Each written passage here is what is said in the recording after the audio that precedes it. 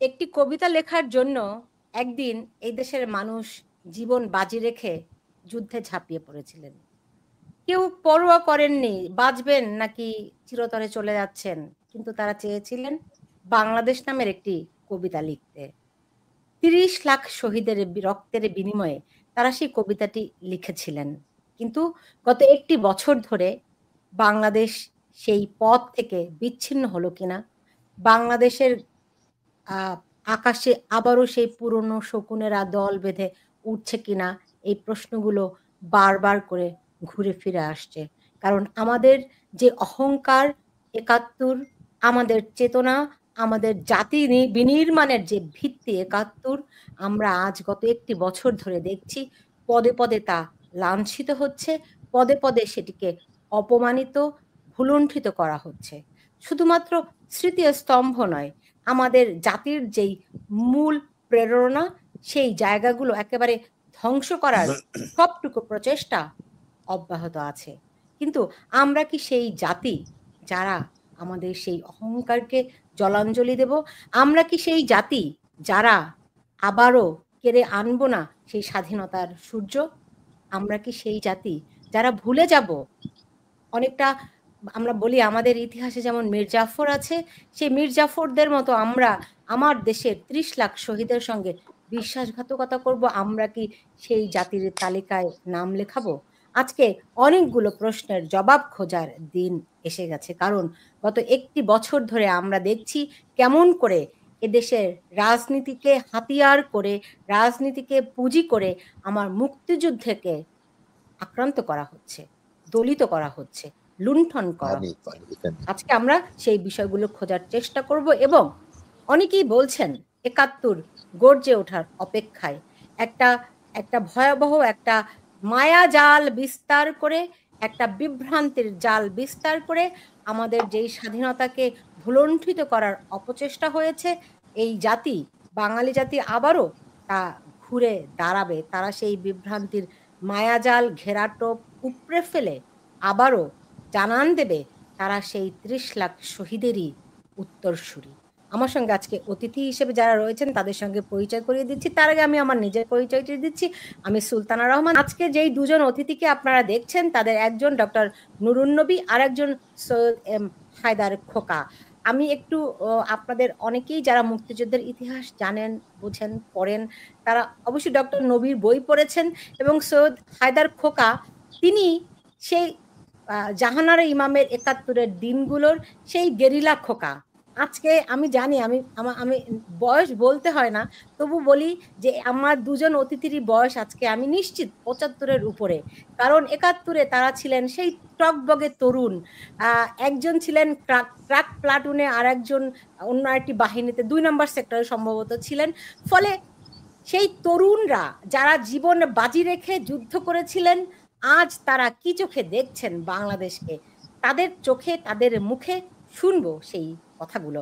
আমি প্রথমে যেতে চাই সৈয়দ হায়দারা খোকা। আপনাকে দেখার, শোনার অনেক আগ্রহ আমার ছিল। আপনি অপরিচিত, যদিও প্রথম আপনার সঙ্গে আজকে অনুষ্ঠান করছি, কিন্তু আপনি তো আমাদের অপরিচিত কেউ নন। যারা এই জাহানারা ইমামের ৭১-এর দিনগুলো পড়েছেন, যারা রুমিকে চেনেন, আমি বিশ্বাস করি তারা খোকাকেও চেনেন। আপনি সেই খোকা। এখন বাংলাদেশে কেমন দেখছেন, কি ঘটেছে, এবং আপনার মতোই ৭১-এ আপনারা যেই ২০-২২ বছরের তরুণ ছিলেন, এখন সেই রকম কিছু তরুণ কেন আমার স্বাধীনতাকে আঘাতপ্রাপ্ত করছে, সেই প্রশ্ন আপনাদের মনে নিশ্চয়ই উদিত হয়। উদিত হলে আপনি কি উত্তর খোঁজেন? সুলতানা কামাল, সুলতানা রহমান, সুলতানা রহমান, আপনাকে অশেষ ধন্যবাদ। আপনি আজকে আমাকে আপনার প্রোগ্রাম এনেছেন এবং সাথে যিনি এনেছেন তিনি আমার অতি পরিচিত। নিউ ইয়র্কে থাকা অবস্থায় আমরা একসাথে অনেক কিছু করেছি, অনেক কাজ করেছি দীর্ঘদিন যাবত। তো সেই নবী ভাইকে আমার সালাম। নবী ভাই আমার সালাম নেবেন। আজকে আমি রাস্তায় ছিলাম, তখনই আমি দেখলাম সুলতানুর রহমানের যে আলোচনার মূল লেখাটা, সেটাও গর্জে ওঠার অপেক্ষায় ৭১।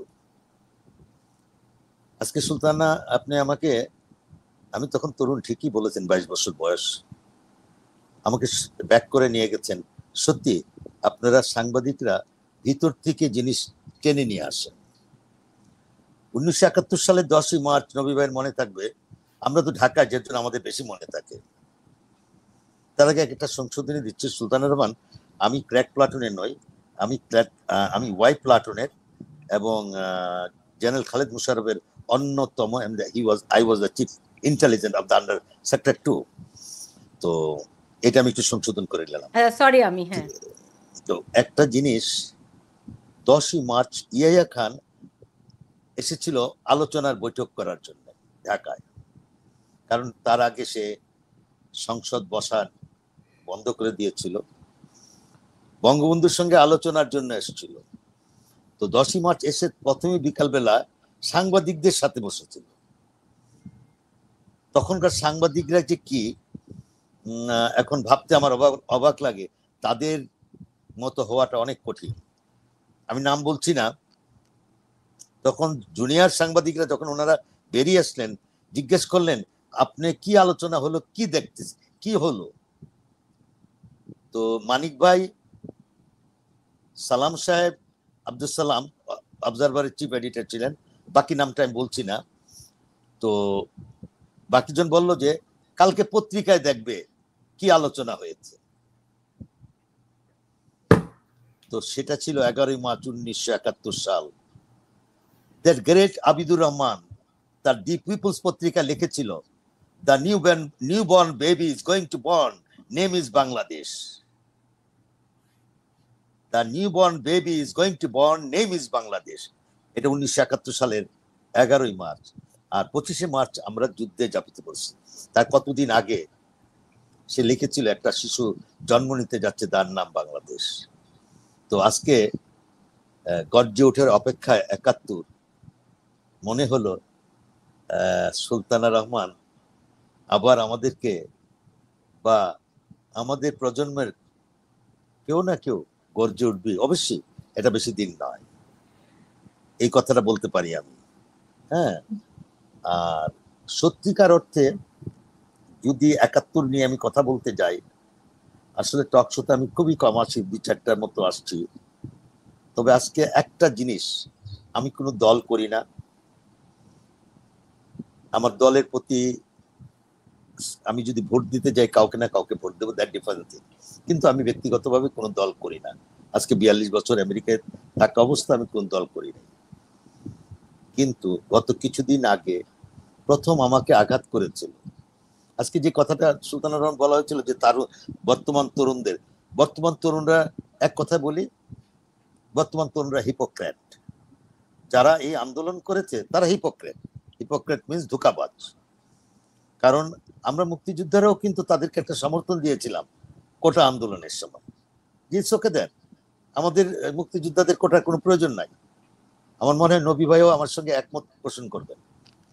কিন্তু তাদের ভিতরে যে ছিল, কারণ আমার কাছে ভিডিও ক্লিপ আছে, এই নাহিদ, এই হাসনাত দাঁড়িয়ে দাঁড়িয়ে বলতেছিল বঙ্গবন্ধুর বাংলায় বৈষম্যের স্থান নাই, মুক্তিযুদ্ধের বাংলায় বৈষম্যের স্থান নাই। তখন তাদের মুখে শুনে মনে হয়েছিল তারা সত্যি ভালো ছেলে, তারা আমাদের ভবিষ্যৎ। কিন্তু পরবর্তীতে কয়েকদিন যাওয়ার পরই 5ই আগস্ট যখন দেখলাম বঙ্গবন্ধুর স্ট্যাচু ভাস্কর ভাঙ্গা হচ্ছে এবং অশ্রাব্য অবস্থা যেসব দেখলাম, তখন মনে হলো যে তারা তো আমাদের মতো না। আমরা যুদ্ধ করেছি, আমরা তো অস্ত্র হাতে নিয়ে ঢুকেছি 16 তারিখ, কিন্তু কখনো আমাদের ভিতরে ক্ষমতার লোভ ছিল না।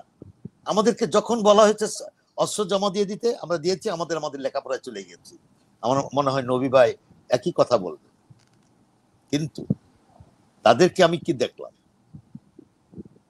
তাদেরকে এই বাংলায় আমি আবার শুনলাম কোন এক সময় গোলাম আজমের বাংলায়, নিজামীর বাংলায় আওয়ামী লীগের স্থান নাই। আমি আওয়ামী লীগের পক্ষে কথা বলছি না, কিন্তু শব্দটা শুনেছি। প্রশ্ন আমার, গোলাম আজমের বাংলা কবে হলো? এটা গোলাম আজম তো বাংলাদেশে চায় নাই, এবং গোলাম আজম 1952 সালে ভাষা আন্দোলনে ছিলেন, এবং 1971 সালে টিক্কা খান সামনে বসে বলছিল ওই শব্দ, ওই সময়টা আমার ছিল মিথ্যা, আমি ভুল। এটা তো দলিল আছে। আজকে তারা বলে যে এটা তার বাংলায়। আরো যখন দেখেছি তার ছেলে ক্যাপ্টেন আমান আমার চোখে ছিল, পরে প্রমোশন, তার আর্মিতে প্রমোশন হয়েছে, ওর নাম বোধ সম্ভবত আজমি। সে বলতেছে 1971 সাল স্বাধীনতা আমাদের উপর কোন একটি দেশ চাপিয়ে দিয়েছে, ভারত চাপিয়ে দিয়েছে। আমার দেশের পতাকা বদলায় ফেলতে হবে, আমার জাতীয় সঙ্গীত বদলায় দিতে হবে। আমার তখন মনে পড়লো এই সেই গোলাম আজম। আমি কথা প্রসঙ্গে বলছি, আমি 71 সালে পাকিস্তান আর্মির হাতে অ্যারেস্ট হয়ে গিয়েছিলাম। 1971 সালে সেটা ছিল 20 নভেম্বর, রোজার ঈদের দিন। আমি জেলখানা, আমরা নামাজের শেষে আমার সাথে শহীদ নজরুল ছিল, যে দাউদকান্দি নজরুল মারা গেছে, শিরুমিয়া দারোগা, যার নামে রাজারবাগের পুলিশ অডিটোরিয়ামটা যার নামে, এরা সবাই ছিল। গোলাম আজম ঈদের দিন ঢুকলেন, সাথে ছিলেন তখনকার সময়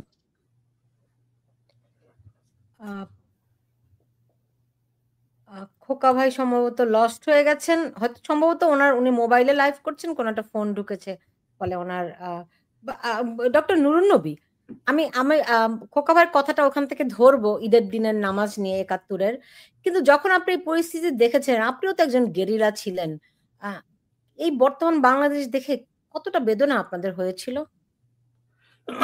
বর্তমান বাংলাদেশ দেখে আমাদের বেদনার ভাষাটা প্রকাশ করা সম্ভব না। মুক্তি সংগ্রামে ছিলাম, মুক্তিযুদ্ধে ছিলাম, গত 50 বছর যাবৎ বিদেশ থেকে দেশের জন্য কাজ করেছি। সেই দেশে এইরকম পরিস্থিতির সৃষ্টি হবে এটা কখনো কল্পনা করিনি। রেজিম চেঞ্জ বাংলাদেশে বহুবার হয়েছে, 10-12 বছর হয়েছে। কোকা ভাই শেষ আমি আপনাকে ব্যাক করব। জি হ্যাঁ, কোকা ভাই বলেন। না তো আচ্ছা বলুন। আচ্ছা, আমার শেষ করুন ওনার সেগমেন্টটা। হ্যাঁ হ্যাঁ হ্যাঁ। এখন আমি 71 সালে ধরা পড়ব ওই জেলখানায়, গোলাম আজম আসলো, প্যারামি আসলো, তাহের মিয়া আমাকে দেখিয়ে দিল যে এইটা হলো মুক্তিযোদ্ধা ক্রিমিনাল গোলাম আজম। আমি আমার হাতে থালাটার মধ্যে সেমাই, আমার মুখের উপর লাথি মাল, যেটাকে কেন্দ্র করে আমার সহযোদ্ধা, যে যাকে আমি মুক্তিযুদ্ধে নিয়ে গেছি, আহমদ ইমতিয়াজ বুলবুল, প্রখ্যাত সুরকার ও গীতিকার, ট্রাইব্যুনালে সাক্ষী দিয়েছিল গোলাম আজমের বিরুদ্ধে যে আপনি তো এই কাজটি করেছিলেন। সেই গোলাম আজমের ছেলে বলে যে আমার স্বাধীনতা নাকি কোনো একটি দেশ দিয়ে দিয়েছে, আর আমার জাতীয় সঙ্গীত, আমার জাতীয় পতাকা বদলাতে হবে। সেই দিন থেকে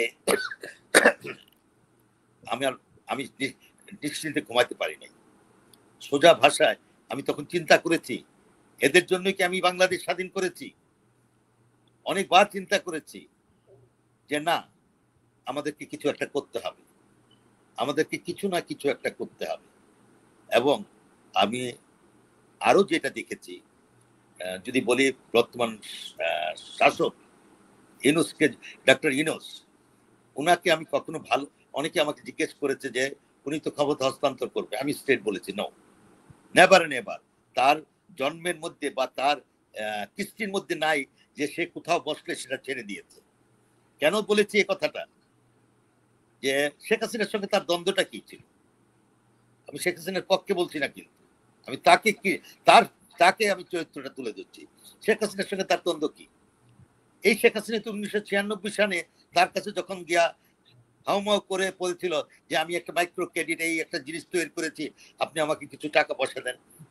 শেখ হাসিনা সরকারি ফান্ড থেকে 400 কোটি টাকা দিয়েছিল গ্রামীণ ব্যাংক এবং গ্রামীণ ফোনের জন্য, এবং উনি তৈরি করেছেন যে 60 বছর বয়স পর্যন্ত এই চেয়ারে বসে থাকতে পারবে। শেখ হাসিনা 2001 ক্ষমতা থেকে চলে গেলেন, খালেদা জিয়া আসলেন, খালেদা জিয়া লক্ষ্য করেন নাই 2006 সালে 2 বছরের জন্য তত্ত্বাবধায়ক সরকার চলে আসছে। তখন তার একটা খায়েশ হলো উনি একটা রাজনৈতিক দল করবেন। তখন উনি জাতীয় নাগরিক গোষ্ঠী এরকম একটা দল গঠন করতে চেয়েছিলেন। যখন দেখলেন যে -2 ফর্মুলা কিন্তু তারই, শেখ হাসিনা এবং খালেদা জিয়া -2 ফর্মুলা এই তারই, যখন দেখলো যে ফর্মুলা কাজ করে না, উনি রাজনীতি করবেন না বলে ওয়াদা করে চলে গেলেন। এখন -2 এর মধ্যে তারা দুজনই ক্ষমতা চলে আসলেন, একজন সরকারে একজন বিরোধী দলে। তখন যিনি সরকারে আসলেন শেখ হাসিনা, তিনি এসেই বললেন আপনি তো 11 বছর যাবে অবৈধভাবে এই এমডি হিসাবে পদে ছিলেন, তাকে বহিষ্কার করা হলো। কিন্তু সেটা মানতে রাজি না, সে কোর্ট কাচারি করলো, 6 মাসের জেল হলো, আরো 600 কোটি টাকার মতো তার ইস্যু হলো, কিন্তু সে তো ছাড়েনি। সে আবার ঘুরে ফিরে শেখ হাসিনাকে বা এই সরকারকে ক্ষমতাচ্যুত করে, মানে যত রকম অপকর্ম আছে সে করে নাই, কিন্তু শুধু তার চেয়ারের জন্য। এখন যদি মনে করেন সে যে চেয়ারটি বসে সেটা প্রধানমন্ত্রীর চেয়ার, তাকে আপনাকে অ্যাসিওর করতে হবে হয় প্রধানমন্ত্রীর চেয়ার, না হয় রাষ্ট্রপতির চেয়ার। এই দুইটা দিলে সে খুশি থাকবে, আর না হলে থাকবে না, আর না হলে তাকে গলা ধাক্কা দিয়ে বের করতে হবে। হ্যাঁ, আমি আপনাকে এই জায়গাতেই স্মরণ করেছি। এরপর নবী ভাই যদি কিছু বলেন আমার সঙ্গে শেয়ার করতে পারেন। আমার আরো অনেক প্রশ্ন আছে যে নবী ভাই, মানে আপনি কতটা বেদনার্থ হয়েছিলেন এইটুকু শুনতে চাই আর কি আগে। আমরা মুক্তিযোদ্ধারা বাংলাদেশে গত বছরের জুলাই আগস্টের ঘটনা প্রবাহের পরে যখন মাননীয় প্রধানমন্ত্রীকে দেশ ত্যাগ করতে হলো, তারপরে যে ঘটনাগুলো ঘটছে প্রতিদিন গত 1 বছরে, এই পরিস্থিতি একজন মুক্তিযোদ্ধার পক্ষে কোনো ক্রমেই সহ্য করা যায় না। আমাদের যে মানসিক অবস্থা সেটা ভাষায়ও প্রকাশ করা যায় না। যে ঘটনা ঘটেছিল সেগুলো আমরা অনেকেই জানি, কিন্তু সেগুলো বারবার বলতে হবে কাদের জন্য? নতুন প্রজন্মের জন্য, যারা গভীর ষড়যন্ত্র, আন্তর্জাতিক এবং দেশীয় ষড়যন্ত্রের প্রতারণার শিকার হয়ে তারা ভুল পথে গিয়ে যে সমস্ত স্লোগান দিয়েছিল যে এই তথাকথিত বৈষম্য আন্দোলনের মূল লক্ষ্য ছিল বাংলাদেশকে একটি পাকিস্তানি এবং মৌলবাদী তালিবানি রাষ্ট্র প্রতিষ্ঠা করা। মুক্তিযুদ্ধের অন্যতম আদর্শ ছিল একটি অসাম্প্রদায়িক সমাজ ব্যবস্থা প্রতিষ্ঠা করা। যারা 71-এ পরাজিত হয়েছিল তারা শক্তিশালী ছিল, কিন্তু তারপরেও তাদেরকে আমরা পরাজিত করে স্বাধীন বাংলাদেশ প্রতিষ্ঠা করেছিলাম। তো এই পরাজয়ের গ্লানি তারা মানতে পারেনি। এরা কারা? এরা দুটি বৃহৎ শক্তি, America, China, middle eastern so called Islamic State এবং পাকিস্তান, যাদের সাথে আমরা সরাসরি যুদ্ধ করেছি। এরা এই পরাজয়ের গ্লানি সহ্য করতে পারে নাই, এবং আমেরিকার একটা স্বার্থ রয়েছে বাংলাদেশে, চায়নার বিরুদ্ধে সে রাখাইন স্টেট এর বিদ্রোহীদেরকে দিয়ে বারবারকে ভেঙে সেখানে একটি খ্রিস্টান রাষ্ট্র প্রতিষ্ঠা করা। এর জন্য গত 50 বছরে তারা বঙ্গবন্ধুকে অ্যাপ্রোচ করেছিল, সেন্ট মার্টিন, চিটাগাং পোর্ট, এবং এই রাখাইন স্টেট প্রতিষ্ঠার উনি রিজেক্ট করেছিলেন, তাকে প্রাণ দিতে হয়েছে। শেখ হাসিনা যখন ক্ষমতায় 15 বছরে, তাকেও বারবার বলে বা এই প্রস্তাব দেওয়া হয়েছে, তিনি সেটা প্রত্যাখ্যান করেছেন। সাংবাদিক সম্মেলনে বলেছিলেন, তখন কেউ কিন্তু শেখ হাসিনাকে বিশ্বাস করে না। তো এখন কিন্তু সেটাই হলো যে আমেরিকার পলিসি হলো এই চায়নার বিরুদ্ধে আধিপত্য বিস্তারের জন্য বা তাদেরকে প্রতিহত করার জন্য এই রাখাইন স্টেটের ওইখানে একটা খ্রিস্টান স্টেট আর চিটাগাং পোর্টের দখল, সেন্ট মার্টিন দখল। তো এগুলো যখন শেখ হাসিনা দেয় নাই, তাকে 15 বছরে বিভিন্ন ষড়যন্ত্রের মাধ্যমে ফলস ন্যারেটিভ তৈরি করে এই নতুন প্রজন্মদেরকে ভুল বোঝানো হয়েছিল, তাদের সাথে প্রতারণা করা হয়েছিল, এবং তারা এত সূক্ষ্মভাবে এই প্রতারণা প্রচার করেছে যে সাধারণ মানুষও তারা বুঝতে পারেনি যে হিডেন এজেন্ডা কি। হিডেন এজেন্ডা ছিল সেই মুক্তিযুদ্ধের প্রতিশোধ নেওয়া, বাংলাদেশকে একটা মিনি পাকিস্তান বানানো, বাংলাদেশকে একটা মৌলবাদী সন্ত্রাসী রাষ্ট্রের প্রতিষ্ঠা করা, যার ফলে এটা তালেবানের আফগানিস্তানের মতো রাষ্ট্র হতে পারে। এবং সেই লক্ষ্যেই ইউনূস সরকার গত 1 বছর যাবৎ আগাচ্ছে। বাংলাদেশে রেজিম চেঞ্জ হয়েছে অনেকবার, 10-12 বার হয়েছে, বঙ্গবন্ধুকে হত্যা করা হয়েছে, কিন্তু কেউ মুক্তিযুদ্ধকে আঘাত করেনি, জাতির পিতাকে আঘাত করেনি, মুক্তিযুদ্ধের ইতিহাসকে কেউ অস্বীকার করেনি। এই কি বলে ডক্টর ইউনূস, আমি আজকাল তাকে ডক্টরও বলি না, ইউনূস ক্ষমতায় এসে, কারণ সে হলো এই মৌলবাদীদের একটা পাপেট, পাকিস্তানিদের একটা পাপেট, আমেরিকার পাপেট। সে এসে তাদের সেই এজেন্ডাই বাস্তবায়িত করতেছে একটার পর একটা তার স্বরূপে। ৭১-এ বাংলাদেশ সেনাবাহিনী বা কোনো সরকার, পাকিস্তানি সরকারও যে অত্যাচার বাংলাদেশের মানুষের উপরে করে নাই, সেই ঘটনাটা বাংলাদেশে হচ্ছে। দেখেন এই যে গোপালগঞ্জে যে ঘটনা হয়ে গেল, নিরীহ নিরস্ত্র মানুষের ভিতরে বিরুদ্ধে বুকে গুলি, পিঠে গুলি চালানো হয়েছে। তারা যখন আর্মির থেকে চলে যাচ্ছে দূরে, পিছন থেকে গুলি করে তাদের হত্যা করা হয়েছে। তারপরে কারফিউ দিয়ে যেভাবে ঘরে ঘরে গিয়ে মানুষকে অ্যারেস্ট করা, মহিলাদের অত্যাচার করা, এটা পাকিস্তানিরাও অন ক্যামেরা, এই অপরাধগুলো হয়েছে অন ক্যামেরা। পাকিস্তানিরা অন ক্যামেরায় কিছু করে নাই। আমরা ঘটনার পরে গবেষণা করে পেয়েছিলাম যে কি অত্যাচার করেছে। তো কাজেই এই আমি ওই পয়েন্টে আসছি। তো এই সরকারের যে মুক্তিযুদ্ধ বিরোধী এবং বঙ্গবন্ধুরকে অসম্মান করা, মুক্তিযুদ্ধ অসম্মান করা, যে গত ১ বছর যাও যেটা করে আসছিল, আসিফ নজরুল গত পরশু সেই রকম মুক্তিযুদ্ধকে কটাক্ষ করে বিবৃতি দিয়েছে। তো আমি এটা আশ্চর্য হয়নি, এখানে আসিফ নজরুলের যে বস ডক্টর ইউনূস, সেই তার যে অ্যাক্টিভিটি, তার যে স্টেটমেন্ট, সে যে অপরাধগুলো করেছে বাংলাদেশে, সে একজন দুর্নীতিবাজ, সেটা সে প্রমাণ করেছে। ক্ষমতায় এসে সে ৬৬৬ কোটি টাকার কর ফাঁকি সেটা মাফ করে নিয়েছে। তার গ্রামীণ ব্যাংক নেক্সট 5 ইয়ার্সে কোনো ট্যাক্স দিতে হবে না। এগুলো দুর্নীতি, জনগণের পয়সা সে আত্মসাৎ করেছে। এছাড়াও লাইসেন্স নিয়েছে ব্যবসা বাণিজ্য করার জন্য। এক কথায় যদি বলি, এই গত ১ মাসে এত লোকের ক্ষয়ক্ষতির বিনিময়ে লাভবান কে হয়েছে? ডক্টর ইউনূস। তারপরে হিউম্যান রাইটস ভায়োলেশন হয়েছে, এই যে ৩,২০০ পুলিশকে হত্যা করা হয়েছে নির্মমভাবে, সেটার বিচার বন্ধ করেছে ইউনূস একটা অর্ডিন্যান্স জারি করে, ইনডেমনিটি অর্ডিন্যান্স জারি করে। আরো মানে অপরাধের সীমা নাই, অর্থনৈতিক ধ্বংস। আমি একটু খোকা ভাই আপনার কাছে যেতে চাই যে দেখুন, আসিফ নজরুল তো আপনার ইসে ছিলেন, গণ আদালতে ছিলেন, তিনি কেমন করে রাজাকারদের পৃষ্ঠপোষক হয়ে গেলেন? এই কথাটার উত্তর আমি ছোট্ট একটা কথা বলে শেষ করে দিব। আসিফ নজরুল গণ আদালতে ছিলেন, জাহানারা ইমামের কাছ থেকে সমস্ত যত প্রকার ডকুমেন্ট ছিল সব ছিল নিয়ে পালিয়ে জামাতের কাছে বিক্রি করে সে দেশ ছেড়ে চলে গেছে। That is Asif Nazrul. তো আমি খোকাবার সমর্থনে বলছি, আসিফ নজরুল এখন যা করছে এটা এক্সপেক্টেড। উনি যে ঘটনাটা বললেন, সেই জাহানারা ইমামের যুদ্ধাপরাধ আন্দোলনের নেতৃত্বে সে সমস্ত দলিল, তথ্য, সমস্ত কিছু জামাতিদের কাছে বিক্রি করে একটা স্কলারশিপ নিয়ে বিদেশে চলে গিয়েছে। তো কাজে সে তো বিশ্বাসঘাতকতা সেই 92-তে করেছিল, এখন তো সে করবেই। এবং আমরা যে ষড়যন্ত্রের যে কাহিনী জানি, সিআইএ এর কাছ থেকে, আমেরিকার কি বলে ইউএসএইড এর কাছ থেকে যে মিলিয়নস অফ ডলার বাংলাদেশে গিয়েছে।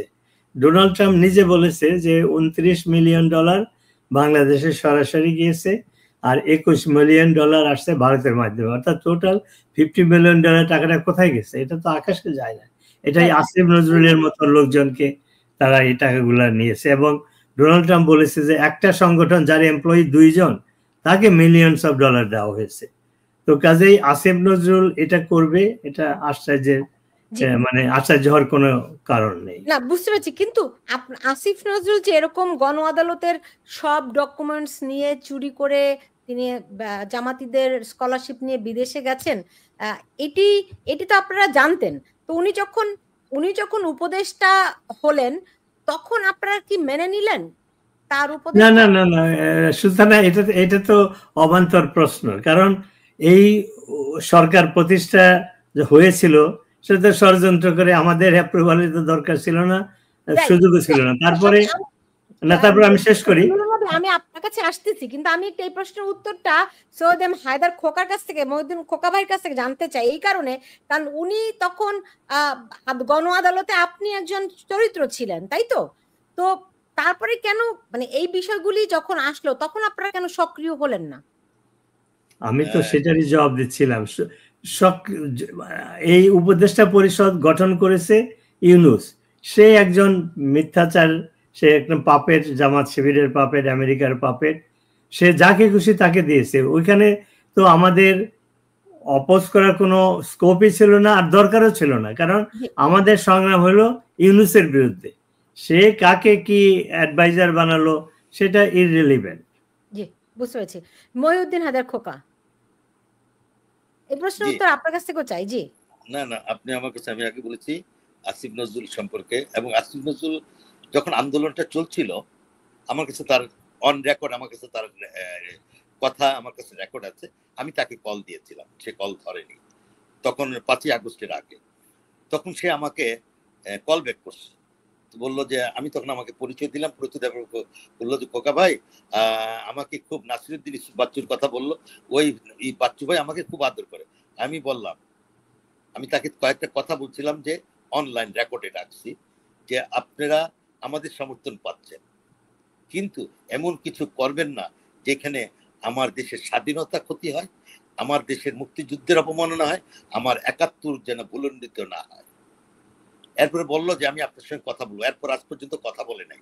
তারপর আমি তাকে একটা টেক্সট মেসেজ দিয়েছিলাম যে আমি মনে হয় রং পার্সনকে আমি কথা বলেছি, আর আমার আপনার সঙ্গে আমার কথা বলার প্রয়োজন না, ওইটা এখন আমি রেখে দিয়েছি, যদি সময় হয় কোনোদিন আমি তাকে দেখাবো। এখন আমি আসি, যে কথাটা আছে গর্জে ওঠার অপেক্ষায় 71। আমি সুলতানা একটা কথা বলতে চাই, বঙ্গবন্ধু মারা গেছে, আমি এত কান্দি নাই, কিন্তু যখন বঙ্গবন্ধুর মাথার উপর প্রস্রাব করা হচ্ছিল তখন আমি নিজকে ঠিক রাখতে পারি নাই। তখন আমি চিন্তা করছি কি, এই জাতির জন্য কি স্বাধীনতা এনেছিলাম? আজকে সুলতান একটা কথা বলি, আমি জানি না আমি মরবো কি বাঁচবো। আমি এখন যে পথে নামছি, তারা আমাকে যে কোনো মুহূর্তে মারবে, কোনো আপত্তি নাই।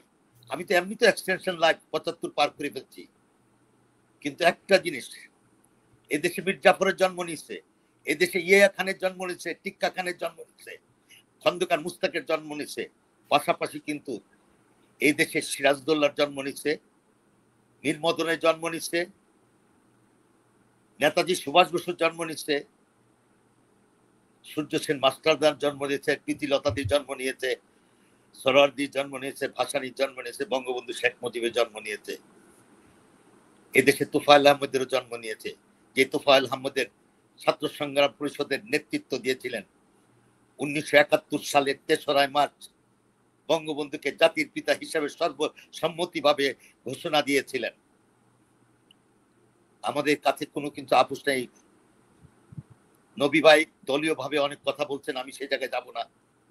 আমার প্রশ্ন একটা, আমার 71, আমার 71-এর চেতনা, আমার জয় বাংলা, আমার জয় বঙ্গবন্ধু, আমার পতাকা, আমার জাতীয় সঙ্গীত কেউ ভুলতে করবো না।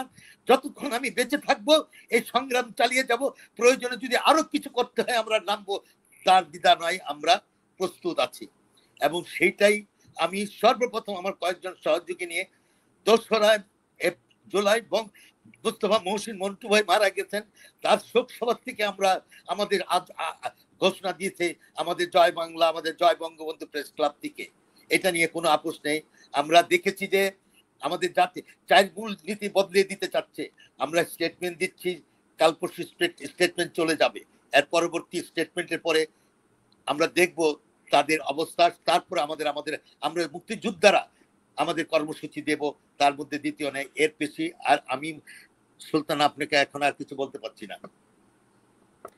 আমার ভিতরে রক্তক্ষরণ হচ্ছে, আমার ভিতরে রক্তক্ষরণ হচ্ছে, কারণ এই ইউনূসকে তো উনি বলছেন, তার সঙ্গে তাকে আমি কি বলবো, ছোট্ট একটা কথা বলি, আমি অনেক পিছনে চলে যাচ্ছি। ইসলামিক রাজ্যগুলোতে যখন ইমাম হোসেনকে হত্যা করার পর এজিদ ক্ষমতা দখল করেছিলেন, এজিদের পরে এজিদের ছেলে, তারপর তার নাতি সময় চলে এসেছিল। এই দুইটা প্রজন্মে তখন ওই মক্কা মদিনাতে মারামারি হানাহানি কাটাকাটি ছাড়া কিচ্ছু ছিল না। তখন মানুষ দিশাহারা হয়ে গেছিল। তখন একজন লোককে বেছে নিয়েছিল, সেই লোকটিকে এজিদের নাতি। উনি শুধু মসজিদে থাকতেন, নামাজ পড়তেন, রোজা রাখতেন, অন্য কিছু।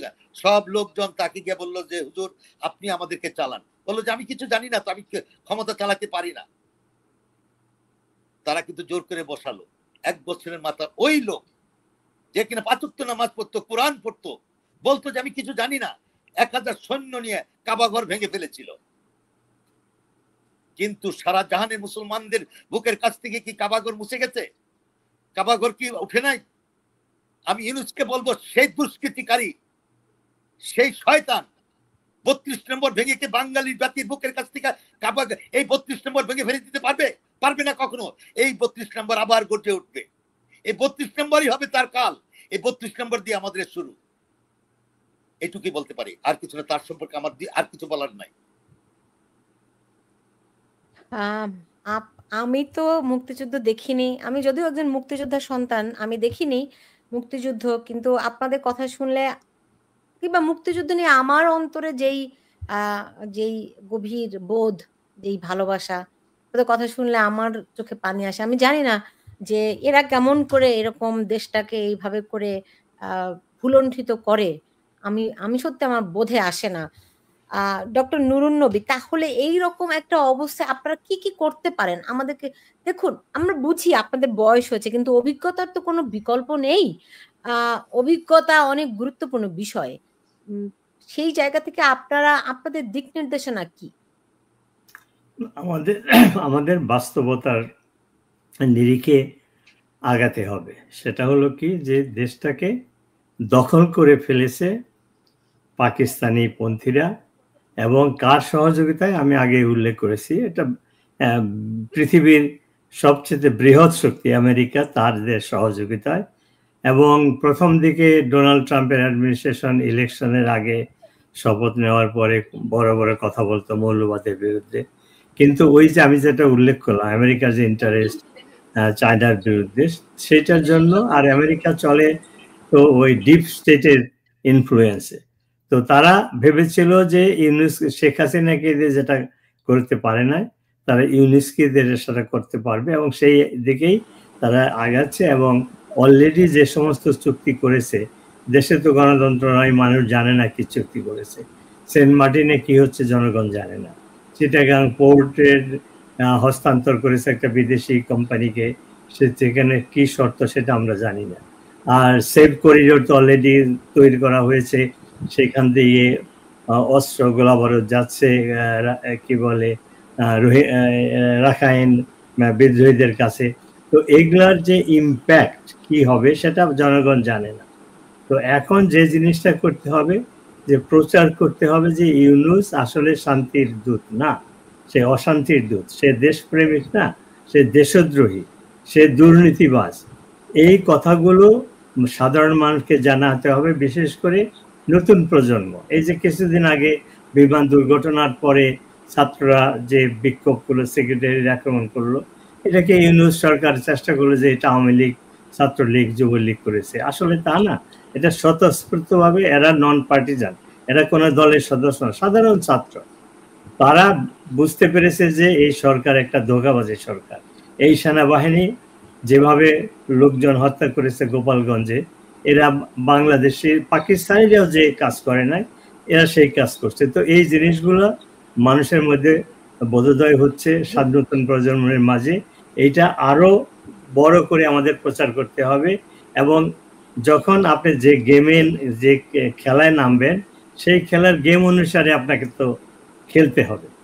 তো সেই জন্য এরা যে ফলস ন্যারেটিভ তৈরি করে গত 15-16 বছরে যে প্রচার করেছে, ইয়াং জেনারেশনেরদেরকে মস্তিষ্ক ধুলাই করেছে, টাকা পয়সা ঢেলেছে, সেটাকে কাউন্টার করার জন্য আমাদের পজিটিভ ন্যারেটিভটা তৈরি করতে হবে।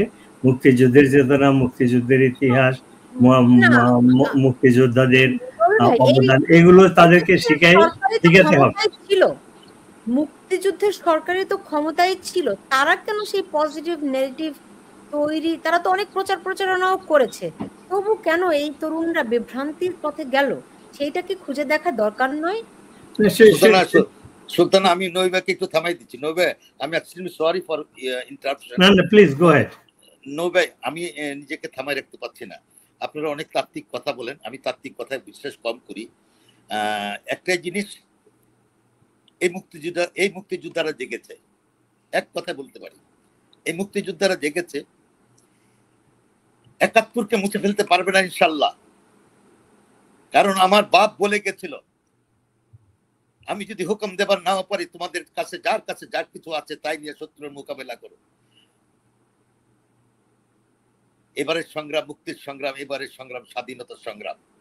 এই শব্দটা কিন্তু অপব্যাখ্যা করে যারা, যে তিনি স্বাধীনতা ঘোষণা করেনি, ৭ই মার্চই তো স্বাধীনতা ঘোষণা হয়ে গেছে, এবং ৩রা মার্চই ছাত্র সংগ্রাম পরিষদ থেকে তাকে জাতির পিতা হিসেবে ঘোষণা করা হয়ে গেছে। আজকে কারোর কাছ থেকে নিতে হবে না যে আজকে পোলাপান বলে মুজিববাদ ধ্বংস করে দেবে। আর মুজিববাদ কি এটা কিন্তু আমরা জানি না। শেখ হাসিনা তো কোনোদিন বলে নাই মুজিববাদ কি। তারা কোত্থেকে বাইর করেছে, এটা হলো ডক্টর ইউনূস জানে। কারণ ডক্টর ইউনূস অপকর্ম করার জন্য অপকৌশল অবলম্বন করছে। এক কথায় ৭১-এর মুক্তিযোদ্ধারা যে মুক্তিযুদ্ধ করেছিল, ৭১-এর মুক্তিযোদ্ধারা বেঁচে আছে, হয় ৭১-এর মুক্তিযোদ্ধারা তার বিজয় ছিনে নিবে, আর না হয় ৭১-এর মুক্তিযোদ্ধাদের রক্তের উপর দিয়ে দেশ ভেসে যাবে। এই কথাটাই বলতে পারি, আর কিছু বলবো না, আর কিছু বলবো না। সুলতানা, আমাদেরকে রক্তক্ষরণ করে ফেলছে সে। এখন আমাদের পিছনের দেওয়াল আর কোনো জায়গা নেই যাওয়ার। একটাই কথা বলতে চাই, যে কোনো মুহূর্তে, যে কোনো সময় এই দেশের জনতা আল্লাহর তরফ থেকে নেমে যাবে, আল্লাহর তরফ থেকে নেমে যাবে। ইউনূস পালাবার সুযোগ পাবে না, ইউনূস পালাবার সুযোগ পাবে না, এই কথা বলে দিতে চাই। ইনশাআল্লাহ জয় আমাদের হবে। আপনাদের পরিকল্পনা আছে কোনো, নাকি I don't say like this anything else. এটার উপর কোনো মন্তব্য আমার নাই। জি, আমরা ইদানিং আপনি জানেন যে দেশে ইউনূস সরকার তারা দেশে একটা সতর্কতা জারি করেছে, এই আগামী ১২ দিন পর্যন্ত নাকি কি ঘটতে পারে, অনেক কিছু হিট অ্যান্ড রান হতে পারে, অনেক রকম সত্য মিথ্যা নানান রকম জিনিস ছড়াচ্ছে। ডক্টর নবী, এই ব্যাপারে আপনার কোনো ধারণা আছে? নবী বলার আগে একটু বলে, সে এগুলি অপপ্রচার, এগুলি সব মিথ্যা, যাতে কোন রকম ইলেকশন দিতে না হয়, মানুষের উপর দোষ চাপাতে হয়, সে যাতে ক্ষমতা বসে থাকতে পারে, এইটাই তার অপকর্ম, আর কিছু না। জি, ডক্টর নবী। তারা আতঙ্কিত, কারণ ইউনূস সরকার জেনে গিয়েছে তাদের পায়ের নিচে মাটি নেই, জনগণ বিদ্রোহ করছে। আওয়ামী লীগের, যুবলীগের ছেলেরা মিছিল করতো, ঝটিকা মিছিল ৫০-৬০ জন লোক হতো, এখন সরকার বিরোধী মিছিলে হাজার হাজার লোক হয়। আর জিনিসপত্রের দাম বেড়েছে, রিক্সাওয়ালা, শ্রমিক, তারা সবসময় বলছে যে এই সরকার আমাদের জন্য কিছুই করছে না। তারপরে এই যে গার্মেন্ট ইন্ডাস্ট্রির যে লক্ষ লক্ষ শ্রমিক, মোস্ট অফ দেম আর মহিলা, লেডিস, তাদের চাকরি নেই, এবং আপনি যদি এদের ফ্যামিলি অ্যাড করেন তাহলে কয়েক কোটি লোক, তাদের কোনো ইনকাম নেই, তারা না খেয়ে আছে। তো এই বিদ্রোহ যে দানা বেঁধে উঠছে, এটা ইউনূস সরকার বুঝতে পেরেছে। তো সেই জন্য তারা জনগণের এর মনে আতঙ্ক সৃষ্টির জন্য এই 11 দিনের যে পুলিশি যে ঘোষণাটা করেছে, এটার অর্থই হলো যে তারা নিজেরা আতঙ্কিত এবং সাধারণকে অত্যাচার করে এবং আতঙ্কিত করে তারা যদি এই গণ অভ্যুত্থান যেটা হতে যাচ্ছে এবং হবে, নিশ্চয়ই হবে, খোকা ভাই যেটা বললেন, সেইটাকে বন্ধ করার জন্য ইউনূস গত 1 বছরে একটার পর একটা ষড়যন্ত্র করছে। যখন একটা ষড়যন্ত্র কাজ করে না, তখন আরেকটা করে। তো সে ক্ষমতা ছাড়বে না, এটা আমরা সবাই জানি, খোকা ভাই ব্যাখ্যা করেছেন। তো সে ক্ষমতায় দায়িত্ব নিয়েছে এই জন্যই যে আজীবন ক্ষমতায় থাকবে এবং দেশটাকে মুক্তিযুদ্ধের চেতনা বিলুপ্ত করে একটা তালেবানি রাষ্ট্র বানাবে। এইটার জন্য সে যে কোনো দেশকে বিক্রি করার থেকে শুরু করে যে কোনো কাজ সে করবে। এই বিএনপির সাথে তার সম্পর্কে কথাই বলেন, এই 8.5 কোটি টাকা খরচ করে লন্ডনে গিয়ে তারেক জিয়ার সাথে এগ্রিমেন্ট করলো ক্ষমতা ভাগাভাগি কে করবে। ঢাকায় এসেই তার চেহারা অন্যরকম। তো অর্থাৎ সে ইলেকশন দিবে না, যুদ্ধের অবস্থার সৃষ্টি করে অথবা সত্যিকারে অরাজকতার সৃষ্টি করে বলবে এই পরিস্থিতি ইলেকশন দেওয়া যায় না। আর আর আর আর পলিটিক্যাল পার্টির ভিতরেও যখনই সে বিপদে পড়ে, ভয় পায়, তখনই এদেরকে ডেকে বলে যে এই শেখ হাসিনা আসতেছে, আমাদেরকে ঐক্যবদ্ধ থাকতে হবে। তো এই ঐক্য টিকবে না, কারণ মানুষ, ইভেন বিএনপির যে অবস্থা, তারা তা ভেবেছিল যে শেখ হাসিনার রেজিম শেষ হয়েছে, তারা পরের দিনে ক্ষমতায় বসবে। ইউনূস ওই তার যে সাপোর্টার, ওই জামাত শিবির আর হইলো এনসিপি, এদেরকেই সে যদি ইলেকশন হয় তো এদেরকে ইলেকশন রিগ করে ক্ষমতায় বসাবে, অথবা সে ইলেকশনই দিবে না এবং আমেরিকার সাহায্য নিয়ে সে আজীবন ক্ষমতায় থাকবে। কিন্তু আমেরিকাও বুঝতে পেরেছে যে ইউনূস এগুলো যে প্রমিস করেছে যে সেগুলো ডেলিভারি দিতে পারবে না। আচ্ছা, বুঝতে পেরেছি। আমি শেষ কথা বলি, কাজে ইউনূসের সামনে কোনো অপশন নেই, একমাত্র যদি সে পদত্যাগ করে দেশ থেকে পালায়, এবং পালাবারও রাস্তা বন্ধ হয়ে যাচ্ছে, কারণ পাকিস্তানের, সে ইন্ডিয়া যেতে পারবে না, পাকিস্তানে যেতে হলে তাকে তো বাংলাদেশের বর্ডার ক্রস করতে হবে, প্লেনে উঠতে হবে। তো কাজেই তার অবস্থা খুবই খারাপ। আমি কালকে একটা শো ছিল, বলেছি ইউনূসের যদি আত্মসম্মান থাকে, ন্যূনতম যদি সততা থাকে, তার সামনে একমাত্র উপায় হলো সেই জাপানি পলিটিশিয়ানের মতো হারাকিরি, আত্মহত্যা করা। যে অপরাধ সে বাংলাদেশের বিরুদ্ধে করেছে, বাংলাদেশের মানুষের বিরুদ্ধে, শাসনতন্ত্রের বিরুদ্ধে যে ক্ষতি করেছে, তার শাস্তি মৃত্যুদণ্ড অথবা সারা জীবন জেল। এগুলাতে অ্যাভয়েড করতে হলে তাকে একমাত্র অপশন আত্মহত্যা করা। জি, মহিউদ্দিন হায়দার খোকন, তো আপনি জানেন যে মানে কি জুলাই সনদ তারা ঘোষণা করবে, এবং জুলাই সনদ ঘোষণার মধ্য দিয়ে বাংলাদেশ একটা উল্টো পথে যাত্রা করবে, এরকম কথাবার্তা অনেক কিছু শোনা যাচ্ছে। কি হতে যাচ্ছে? যদি এরা এটা করে, আপনি কি আমাকে শুনতে পাচ্ছেন? আমি শুনতে পাই, জি। যদি এরা করে তাহলে আরো সুষ্ঠুভাবে যেত। আপনি তো অবশ্যই লক্ষ্য করছেন তারা এগ্রিমেন্টে সাইন করবে না। এটা তো ইউনূস মুখে এক কথা বলে বাড়ি দিয়ে আরেকটা, ওদেরকে দিয়ে শিখাচ্ছে আরেকটা, এটা হবে না। সুতরাং এর আগে যত রকম গোলমাল করার আছে তারা করতে চাবে, এবং তাদের একটা ডিক্লারেশন আছে যে আমরা নিজেরা একা ঘোষণা দিব। হ্যাঁ, যেটা আগে পারে নাই, আগে ভুলে গেছিল, এখন এটা সংশোধন করতে চাচ্ছে। কিন্তু আমি সুলতানা একটা কথা বলে দিচ্ছি, আমি আবার বলে দিচ্ছি একটা জিনিস, আমি অন্য কিছু কম বুঝি। আমি বুঝি আমার স্বাধীনতা, আমি বুঝি আমার মা বাংলাদেশ। আমি এর বাইরে কিছু বোঝার চেষ্টা করি না। আমি রাজাকারের বাচ্চাদের সন্তান না, আমি রাজাকার সন্তান জন্মও দেই নাই। এই রাজাকারের বাচ্চারা, এই আলবদের বাচ্চারা, এই আল শামসের বাচ্চারা, তারা নিজেরা নামক, তারা বলুক এই বুড়া মুক্তিযোদ্ধারা, তোমাদের সঙ্গে আমরা চ্যালেঞ্জ দিলাম, আমরা প্রস্তুত আছি এখনো তাদের সঙ্গে মোকাবেলা করার জন্য। তারপরে আমার দেশকে আমি তাদের হাতে ছেড়ে দেব না, তাদের কাছে লুণ্ঠিত হতে দেব না। এই জিনিসটা যেন মনে রাখে। আর এই জামাতের বাচ্চারা, জামাত তো 1971 সালে তার বাবা নিয়াজি যখন দলিলে সাইন করে, 71-এর দলিল, সেখানেই তো বলে গেছে নিয়াজি যে রাজনৈতিক দল হিসাবে জামাত ইসলাম, মুসলিম লীগ, পিডিপি এইগুলি নিষিদ্ধ হইল। তারা কি করে আবার আসে? ওইখানেই তো নিষিদ্ধ হয়ে গেছে। আমি এইটাই সুলতানা, আমি একটা কথা বলি, আমি হয়তো রেগে যাই। এই রাজাকার, এটা একটা কথা যে ওরা স্লোগান দিয়েছিল, আমি কে তুমি কে, রাজাকার রাজাকার, আমার বাবা তোমার বাবা রাজাকার রাজাকার। তারা রিকনফার্ম করেছে যে আমার দাদা তোমার দাদা রাজাকার রাজাকার। দ্যাট মিনস এরা রাজাকারের নাতি নাতকর, এরা রাজাকারের নাতি নাতকর। এটা স্পষ্ট এখন আমি বলবো। মুক্তিযুদ্ধের সন্তানদের গায়ে লাগার কথা না। মুক্তিযুদ্ধের সন্তানরা কখনো এই অপকর্ম করবে না। মুক্তিযুদ্ধের সন্তানরা কোনোদিন নিজের গায়ে রাজাকার শব্দটা লাগাবে না। আজকে আমার মনে হয় আমরা স্লোগান দিয়েছিলাম, আমি কে তুমি কে, বাঙালি বাঙালি, আমার তোমার ঠিকানা পদ্মা মেঘনা যমুনা। আমরা এদের মুখে কি শুনি? এদের মুখে শুনেছি উল্টো। কিন্তু হিপোক্রেসি করেছে আমাদের সঙ্গে একটা জায়গায়, যে বঙ্গবন্ধুর বাংলায় বৈষম্যর স্থান নাই, মুক্তিযুদ্ধের বাংলায় বৈষম্যর স্থান নাই। এই হাসনাতরা তাদের নাম নিতে লজ্জা লাগে। এটার ফল তো তারা পাচ্ছে না। রিক্সা চলার পয়সা চলে না, গাড়ি কোথায় পাস? কেউ কি জিজ্ঞেস করে? এদেরকে জিজ্ঞেস করে কেউ? রূপায়ণ টাওয়ারে কি করে এত বড় পলিটিক্যাল পার্টি অফিস তৈরি করে? কেউ জিজ্ঞেস করে কোথেকে পয়সা পেলি? এগুলো জবাব আসবে, কিন্তু জনগণ একদিন নেবে। এই দেশের জনগণ এই হিসাব নেবেই, এবং সেটা বেশি দূরে নয় সুলতানা, সেটা বেশি দূরে নয়। ইনশাল্লাহ মুক্তিযুদ্ধের পতাকা আবার উড়বেই, মুক্তিযুদ্ধের পতাকা উড়বেই, উড়বে, বিজয় নিশান উড়বেই। এই নিশান নামাতে পারবে না কেউ, এটা আমি বলে দিচ্ছি ইনশাল্লাহ। কিন্তু সেটা তো চুপচাপ বসে থাকলে উঠবে না, তাই না?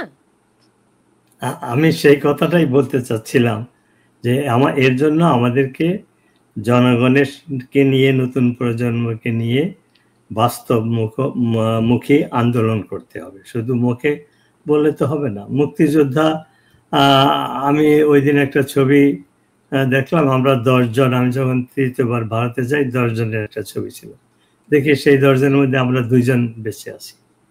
তো মুক্তিযোদ্ধা তো প্রতিদিনই চলে যাচ্ছে। তো কাজেই আমাদের নতুন প্রজন্মকে বোঝাতে হবে, জনগণকে বোঝাতে হবে ইউনূসের অপকর্ম, পাকিস্তানিদের ষড়যন্ত্র, আমেরিকার ষড়যন্ত্র, এগুলো না বুঝালে, কারণ বাংলাদেশের মানুষের কোনো গণতন্ত্র নাই, তারা কিছু জানতে পারছে না।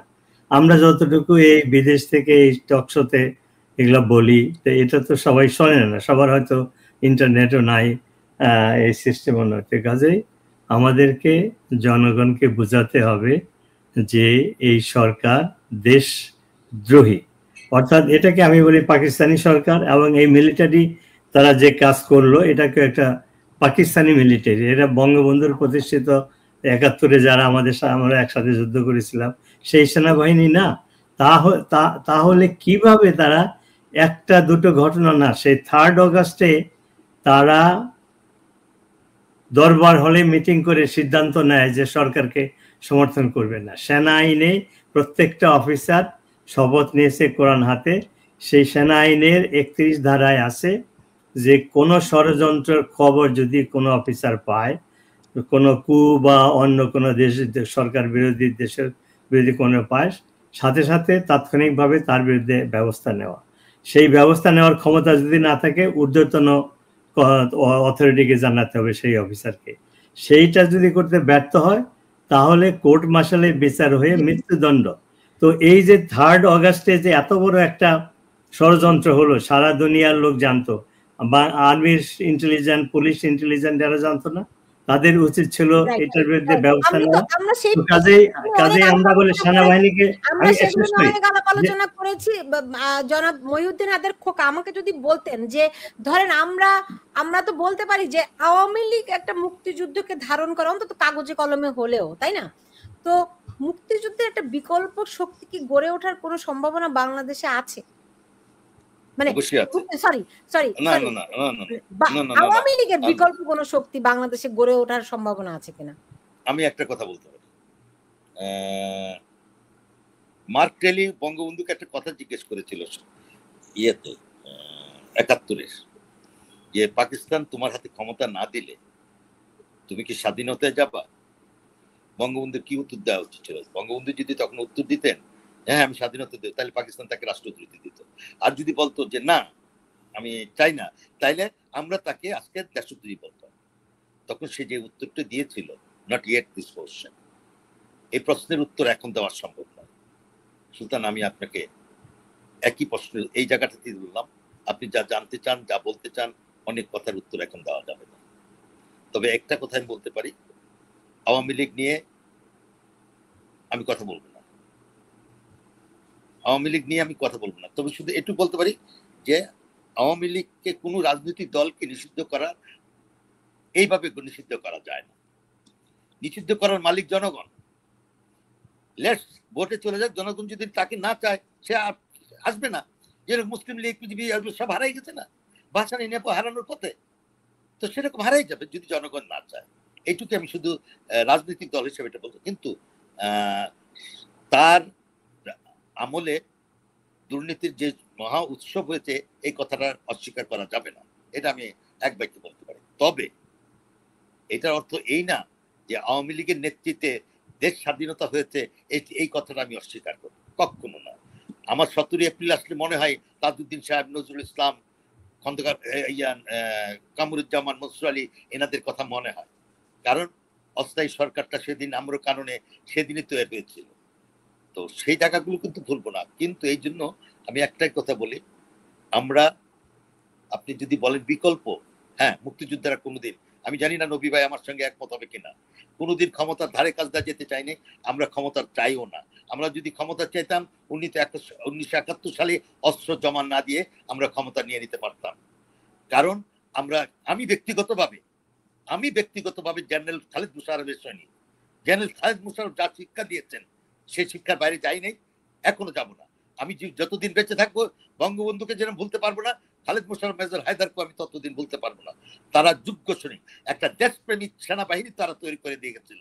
আমি নবী ভাইয়ের সঙ্গে একটু দ্বিমত পোষণ করি, আমি এখনো আমার সেনাবাহিনীকে দেশপ্রেমিক সেনাবাহিনী বলি। বাট এর মধ্যে কিছু কিছু দুষ্কৃতিকারী পাকিস্তান পন্থী ঢুকেছে যারা অপকর্ম করছে। তো যাই হোক, আমি একটা জিনিস, হ্যাঁ আমাদের হয়তো নতুন ভাবে মুক্তিযোদ্ধাদের দ্বারা পরিচালিত মুক্তিযুদ্ধের চেতনা বিশ্বাসী একটি সংগঠন নিয়ে আগে যেতে হবে, বা আমরা যাব ইনশাআল্লাহ। সেটার কোনো প্রক্রিয়া আছে? হ্যাঁ আছে। কিরকম প্রক্রিয়া আছে এটা সময় আসলে বুঝবেন। একটু বলেন, অনেক মানুষ আশা নিয়ে তাকিয়ে আছে, না, তারা জানতে না, চায় কোথা থেকে একটা না, নিঃশ্বাস নেওয়া যায়। না না, এই প্রশ্ন উত্তর সময় আসেনি। আমরা মুক্তিযোদ্ধারা মাঠে আছি আর মাঠে থাকবো। আপনাদের পরবর্তী কর্মসূচি কি আছে? সময় বলে দিবে কখন কোনটা করব। ডক্টর নুরুন নবী, আমাকে যদি একটু বলতেন যে ধরেন আওয়ামী লীগ মুক্তিযুদ্ধের নেতৃত্ব দানকারী দল, বাংলাদেশের রাজনৈতিক প্রেক্ষাপটে বাংলাদেশ মানে অ্যাটলিস্ট তারা প্র্যাকটিস করুক আর না করুক, কাগজে কলমে অন্তত একটা সেকুলারিজম একমাত্র তাদেরই আছে। তো সেখান থেকে আওয়ামী লীগের একটা বিকল্প দল যারা সেকুলারিজমে বিশ্বাস করবে, মুক্তিযুদ্ধে বিশ্বাস করবে, এত বছরও গড়ে না ওঠার কারণটি কি? না, আপনি যেটা বললেন এই আপনার প্রশ্নের প্রিমিসটাই খারাপ। সেটা হলো যে আওয়ামী লীগ কাগজে কলমে সেকুলার, তারা বাংলাদেশে 15 বছরে কি করেছে? তারা না এখন নবী ভাই আপনি বলতে পারেন অনেক কিছু, কিন্তু এটা তো সত্য না না, তাদের সেকুলারিজমের পক্ষে তারা কাজ করেছে, বিভিন্ন প্রোগ্রাম করেছে, সেকুলারিজমের বিরুদ্ধে কিছু করে না। কাজেই না, শুনেন আপনি তো আমাকে আগেই বলে দিলেন প্রশ্নটাই খারাপ। হ্যাঁ, প্রশ্নটাই খারাপ, কারণ না আমি এখানে এসেছি কেন জানেন, এবং গত 1 বছর কি কাজ করতেছি, এই সরকারকে উৎখাত করতে হবে। এই সরকার মুক্তিযুদ্ধ বিরোধী, স্বাধীনতা বিরোধী, বঙ্গবন্ধুর কি বলে 32 নম্বর বাড়ি ভেঙেছে, তার মূর্তি, তার স্ট্যাচুতে প্রস্রাব করেছে, গোপালগঞ্জে মানুষ হত্যা করেছে। এই বাংলাদেশে যে এখন যে অবস্থা, 1 বছরে মুক্তিযুদ্ধের চেতনা বিলুপ্ত, বঙ্গবন্ধুর সম্মান বলিষ্ঠ, মুক্তিযোদ্ধাদের গলায় জুতা দেওয়া হচ্ছে, মুক্তিযুদ্ধের ইতিহাস এইটাই উপদেষ্টা আসিফ নজরুল 2 দিন আগে মন্তব্য করেছে। কাজেই এদের সমস্ত অ্যাক্টিভিটি হলো দেশ বিরোধী, মুক্তিযুদ্ধ বিরোধী।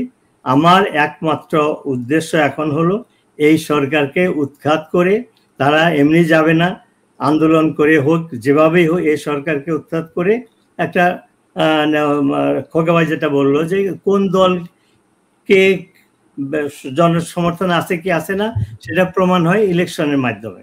কাজে একটা ইনক্লুসিভ কি বলে ইনক্লুসিভ এবং ফ্রি অ্যান্ড ফেয়ার ইলেকশন হবে। সেই ইলেকশনে যে জাতি যে দল পাস করে সেই ক্ষমতা গঠন করবে। এখন এটা কিভাবে হবে?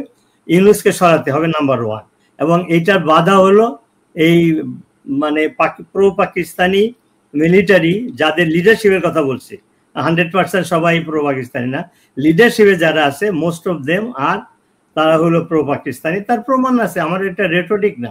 এই আইএসআই এর অফিসাররা এসেছে সমস্ত ক্যান্টনমেন্টে, তাদের অফিস রয়েছে, আমাদের অফিসাররা ভ্রমণ করতেছে পাকিস্তানের জেনারেল আসতেছে। তো এই নিরপেক্ষ এবং সেনাবাহিনী বলতেছে যে তারা ইলেকশন তদারক করবে।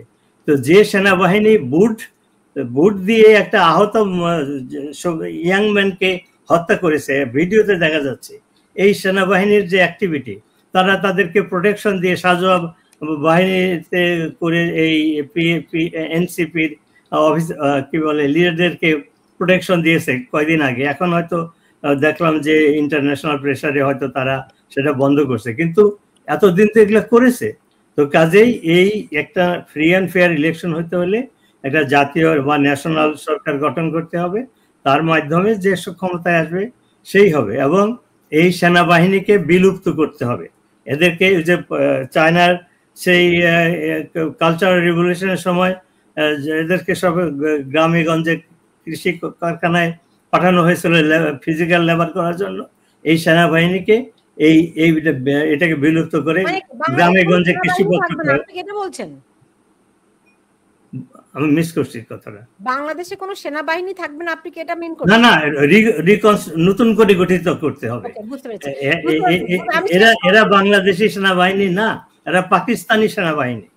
জি, বুঝতে পেরেছি। ডক্টর মহিউদ্দিন হায়দার খোকা, আমাকে যদি একটু বলতেন, যে আমি শেষ করব, যে কবে নাগাদ এই যে গত একটি বছর ধরে আমরা, জি আমি ডক্টর না, নুরুন নবী সাহেব ডক্টর না, সেটাই আমি আমার প্রশ্নটি হচ্ছে যে গত একটি বছর ধরে আমরা যেই অসাম্প্রদায়িক মানুষদের উপর যে আক্রমণ হামলা দেখছি, কবে থেকে আমরা একটা প্রতিরোধ দেখব? এটার উত্তর আমি দিচ্ছি। 3রা আগস্ট, 1লা আগস্ট, 31শে জুলাই, 30শে জুলাই, 29শে জুলাই। আপনারা কি জানতেন যে 5ই আগস্ট শেখ হাসিনাকে ক্ষমতা ছেড়ে চলে যেতে হবে? কেউ তো কল্পনাও করে নাই। যারা ক্ষমতা ছেড়ে চলে গেছে তারাও কল্পনা করে নাই।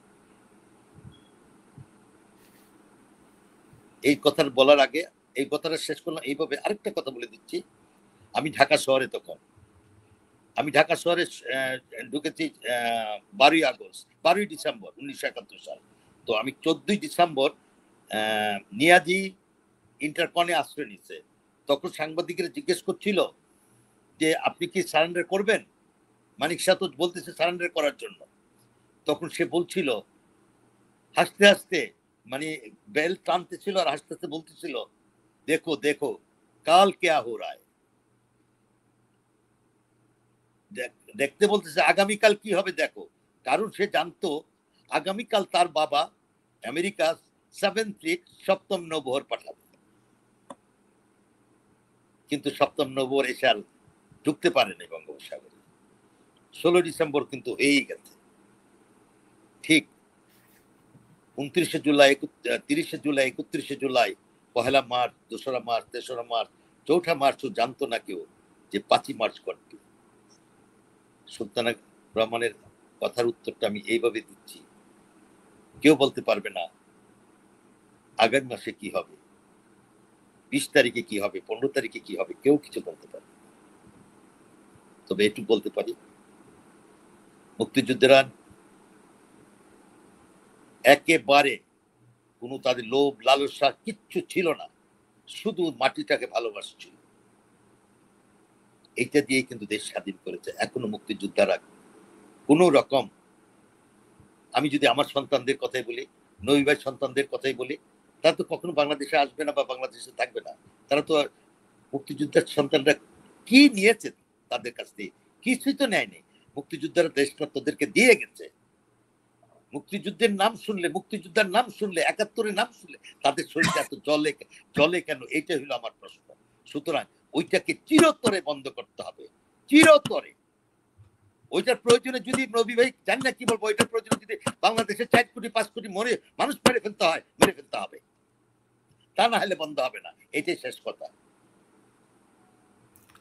আমি একটু অ্যাড করি, সেটা হলো ইউনূস যেটা চাচ্ছে, তার সমর্থক এনসিপি, জামাত, শিবির, তারা অস্ত্র মজুত করেছে, অস্ত্রের ট্রেনিং নিয়েছে, তারা গৃহযুদ্ধের জন্য প্রস্তুত। আমাদেরকেও সেটা মোকাবেলা করতে হবে। অস্ত্রের বিরুদ্ধে খালি হাতে যুদ্ধ করা যায় না। তো তো তারা যদি মুক্তিযুদ্ধের গৃহযুদ্ধের অস্ত্রের মাধ্যমে গৃহযুদ্ধে জয়ী হওয়ার কল্পনা করে, আমি মনে করি যে বাংলাদেশের নতুন প্রজন্ম গত 1 বছরে ইয়াং জেনারেশন যারা আছে তারা বুঝতে পেরেছে দেশের সামনে কি আছে, তাদের ভবিষ্যৎ কি। তারা কেউ চাইবে না তালিবানি রাষ্ট্রের নাগরিক হইতে।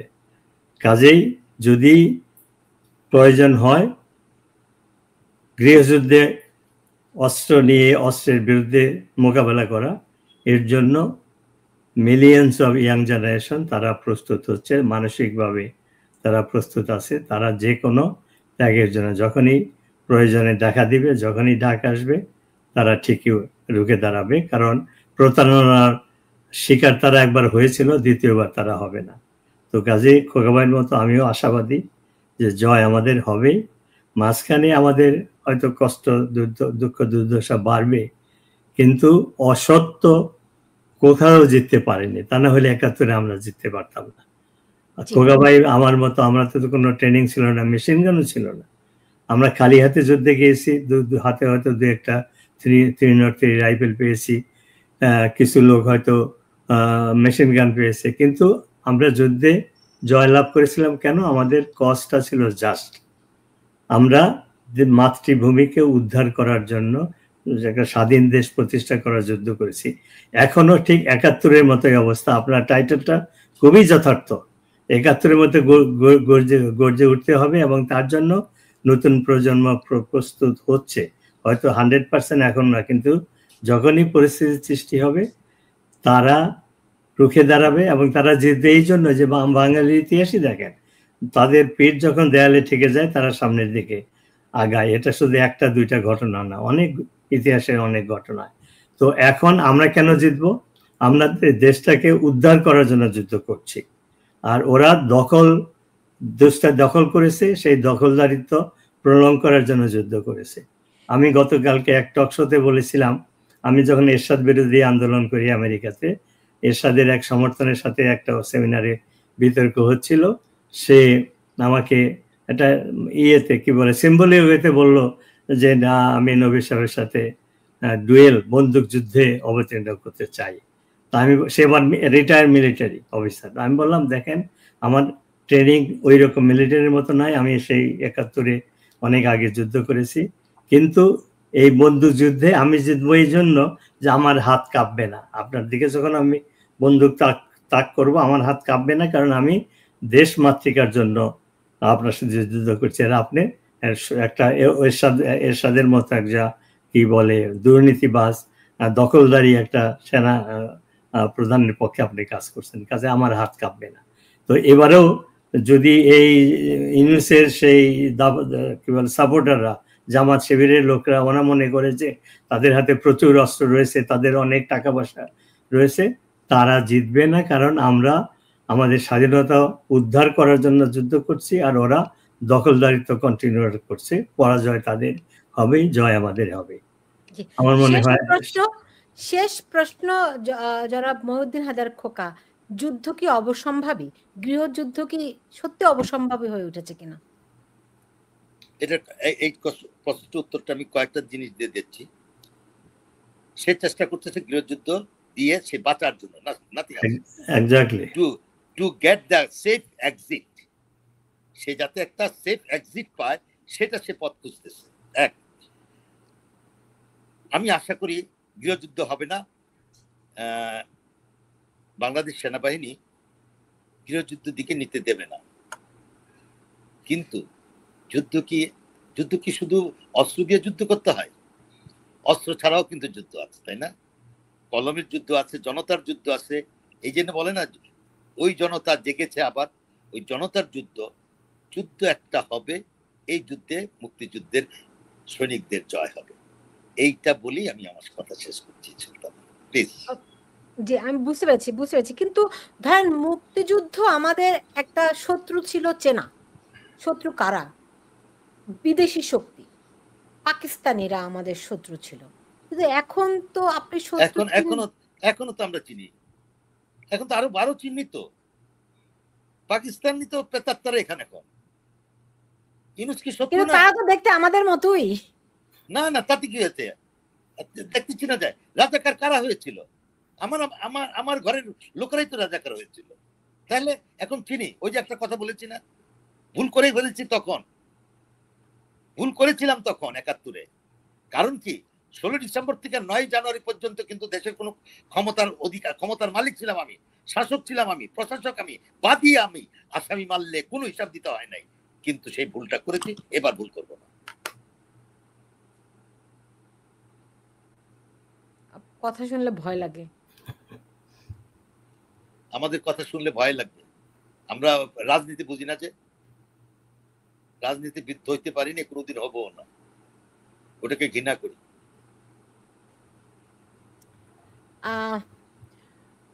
আমি জানি না কি অপেক্ষা করছে বাংলাদেশের জন্য, কিন্তু সামনে যে কোনো ভালো কিছু দেখছি না। মানে সবচেয়ে খারাপের পরে ভালো তো আসেই, মানে গভীরতর অন্ধকার শেষ হওয়ার পরেই না আলো আসে।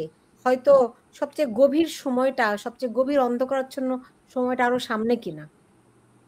সময় তো মানে যে জিনিসটা সবাই সবকিছু শেষ আছে, খারাপের তো শেষ আছে, খারাপই তো আসে গেছে, খারাপের শেষ এখন আর কি বাকি আছে? কিছুই বাকি নাই। ওই নিয়ে বলছে যেখানে মুক্তিযোদ্ধার চিফ ইলেকশন কমিশনার, সে চিফ ইলেকশন কমিশনার হিসেবে কি করেছে সেটা বলতে পারে, সে তো একটা মুক্তিযোদ্ধা। একবার এই জাতি, আমি প্রশ্ন রাখছি, একবার এই জাতি দেখে নাই, আমি কয়েকটা প্রশ্ন করি, এই জাতি দেখে নাই কিউবাতে ফিদেল কাস্ট্রো কি বলেছিল? যতদিন পৃথিবীর বুকে ফিদেল কাস্ট্রো কিউবা থাকবে, ততদিন আমার মুক্তিযোদ্ধাদের বিচার কেউ করতে পারবে না, যতক্ষণ না পর্যন্ত সে দোষী সাব্যস্ত হয়। এক, আজকে আমি আরেকটা কথা বলি, আজকে এই বাংলাদেশের কি ক্ষতি করেছে যে এই ইউনিউস, বাংলাদেশের 10টা জেনারেশন যারা ক্লাস 7, 6, 7 থেকে পরে আপ টু অনার্স পর্যন্ত, এই জেনারেশন ধ্বংস করে দিয়েছে। এই আমার ভবিষ্যৎ যারা ধ্বংস করে দিয়েছে। কিন্তু আজ পর্যন্ত এই কমিশন সেই কমিশন সব কমিশন করে, আপনি কি দেখেছেন? আমি তার কাছে প্রশ্ন কি, সে কি শিক্ষা কমিশন করেছে? একটা শিক্ষা কমিশন করে নাই। সে কি দেখেছেন একবার যে এই দেশটা তো মুক্তিযোদ্ধারা এনেছে, মুক্তিযোদ্ধাদের কে নিয়ে আমি বসে নাই, সে এনজিওদেরকে নিয়ে বসে। এক কথায় আমি নৈবাচকে এক কথাই বলি, সে একটা স্বাধীনতা বিরোধী শক্তি, সে বাংলাদেশ নামটা মুছে ফেলতে চাচ্ছে, সে একটা বদের পথ। আমি তো বললাম না, এই যে আমি এখন কি বলবো, এজিদের নাতির সঙ্গে তাকে তুলনা করলাম।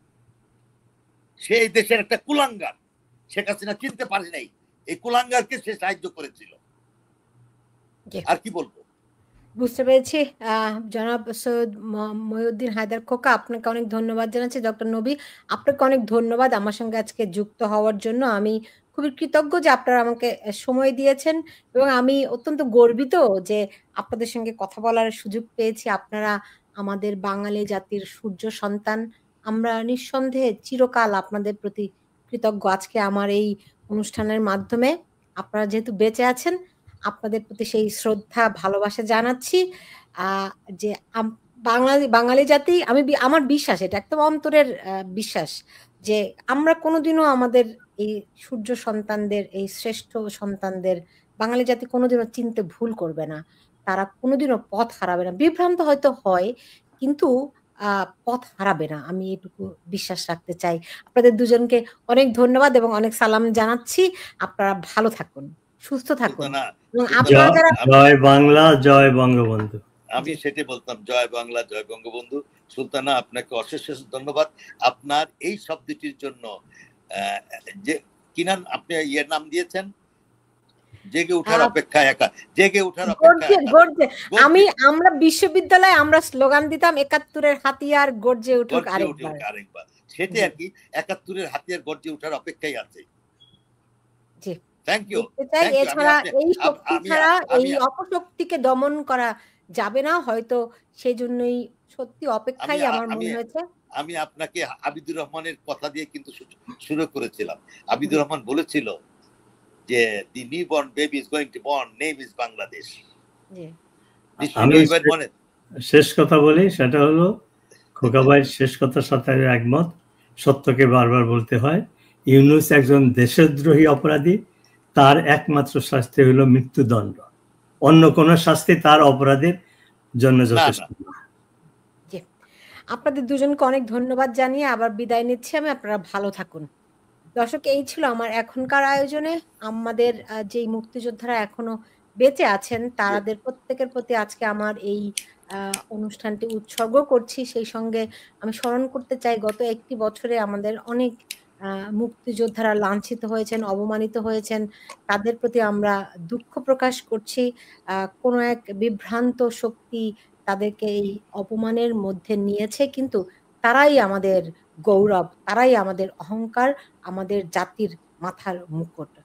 আমাদের যা কিছু অর্জন, যতটুকু ভালো আছে, সবকিছুর কৃতিত্ব তাদেরই। তারা আমাদের গৌরব। আমরা জাতি হিসেবে সৌভাগ্যবান যে এরকম একটি প্রজন্ম আমরা পেয়েছিলাম যারা নিজের জীবনকে বাজি রেখে আমাদের জন্য স্বাধীনতার সূর্যটি ছিনিয়ে এনেছিলেন। আমরা হয়তো আবার দুর্ভাগা জাতি যে আমরা সেটি বারবার পদদলিত হতে দেখেছি, কিন্তু সবাই তো আর সেই এক কাতারে নয়। নিশ্চয়ই যারা সেই স্বাধীনতার সূর্যকে ভালোবাসে, যাদের গায়ে এখনো মুক্তিযুদ্ধের নামে রক্ত টগবগ করে ওঠে, নিশ্চয়ই তারা আবারও সেই মুক্তিযুদ্ধের যেই গৌরবকে আবারও ফিরিয়ে আনবে। সেই প্রত্যাশা রেখে বিদায় নিচ্ছি। আপনারা যে যেখানে আছেন সবাই ভালো থাকুন।